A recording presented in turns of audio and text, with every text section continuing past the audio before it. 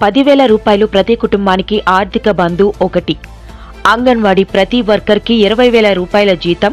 ఉత్తరాంధ్ర ప్రజా పార్టీ అధికారంలోకి రాగానే బాబు జగజ్జీవన్ రామ్ సుజల శ్రవంతి ప్రాజెక్ట్ పూర్తి చేస్తాం, ప్రతి నిరుద్యోగికి ఉద్యోగం కల్పిస్తాం, అంతవరకు ఆ కుటుంబానికి 10,000 రూపాయలు అందిస్తాం.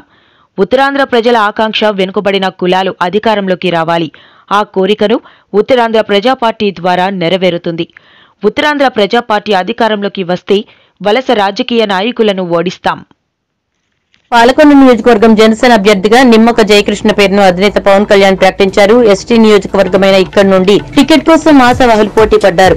రకరకాల సర్వేలు నిర్వహించగా జయకృష్ణకు ప్రజల మద్దతు బాగా ఉన్న అభ్యర్థిగా పేరు ఉండడంతో ఆయన ఖరారు చేసినట్లుగా జనసేన పార్టీ ప్రకటించింది.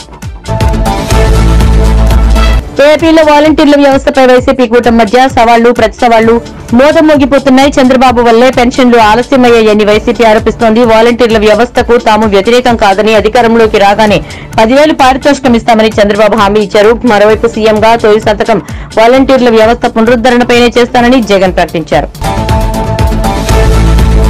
ఏపీలో ఎన్నికల వేళ ప్రచారం జోరుగా సాగుతోంది. ఈ క్రమంలో ఉమ్మడి కర్నూలు జిల్లాలో నందమూరి బాలకృష్ణ సైకిల్ యాత్ర చేపట్టనున్నారు. ఈ నెల 14 నుండి 17 వరకు ఈ సైకిల్ యాత్ర కొనసాగనుంది. మొత్తం 12 నియోజకవర్గాల్లో బాలకృష్ణ సైకిల్ యాత్ర చేయనున్నారు. ఆప్ ఎమ్మెల్యే అమన్తుల్లా ఖాన్ కు ఢిల్లీలోని రౌజ్ అవెన్యూ కోర్టు మంగళవారం సమన్లు పంపింది. ఢిల్లీ వక్ఫ్ బోర్డు మనీ లాండరింగ్ కేసులో పలుమార్లు కోర్టులు నోటీసులు జారీ చేసినా స్పందించలేదు. దీంతో ఏప్రిల్ 20న విచారణకు హాజరు కావాలని ఎమ్మెల్యేను కోర్టు ఆదేశించింది. ఏపీ ఇంటర్ బోర్డు ఈ నెల 12వ తేదీన ఇంటర్మీడియట్ పరీక్ష ఫలితాలు విడుదల చేసేందుకు ఏర్పాట్లు చేస్తోంది. మొదటి 2వ సంవత్సరం ఫలితాలను ఒకేసారి విడుదల చేసేందుకు ఇంటర్మీడియట్ విద్యా మండలి సన్నాహాలు చేస్తోంది.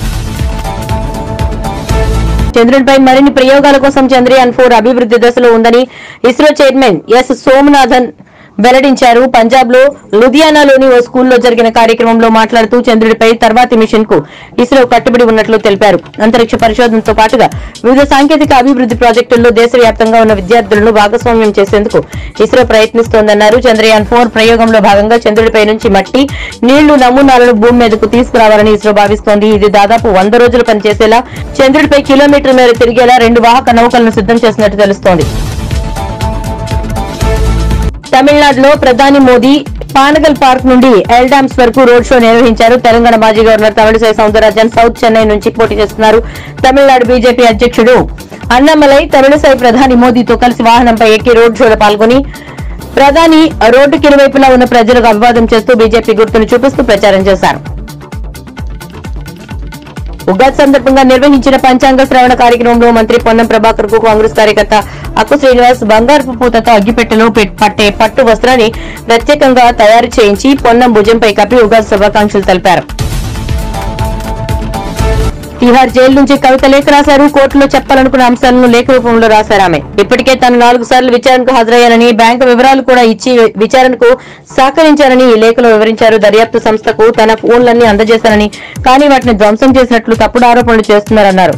బీజేపీలో చేరిన వెంటనే కేసుల విచారణ ఆగిపోతుందన్నారు ఆమె.